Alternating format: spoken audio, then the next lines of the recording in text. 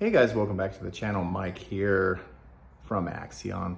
And we have basically put together a kit that we've been wanting to do for a long time. We ran this on our Acura RDX and made over 400 horsepower. It uses some of the PRL parts and custom MAF housing that we source, air filter, different couplers, and it's more for people that just want to run an open bay filter, but be able to use this inlet pipe because it does not work with the TLX or RDX stock air boxes. So there's not really any good aftermarket intakes really out for that car yet. So we've decided to put together a kit so you guys can do this. Recommend it. It needs a tune. The MAF housing is a different size. It's larger.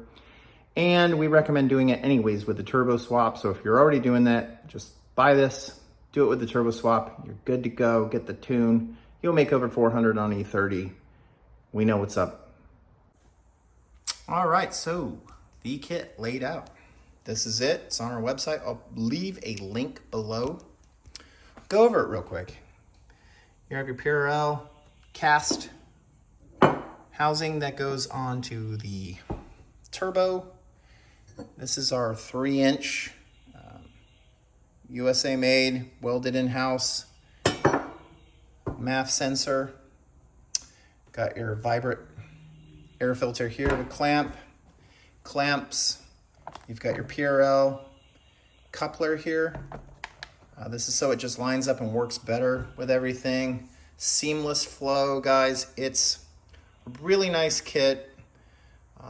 You know, I know you can make the Accord airbox work somehow. It still sits a little awkward, but I wanted to bring this out because it's also more cost effective than buying a $500 inlet and a $400 intake.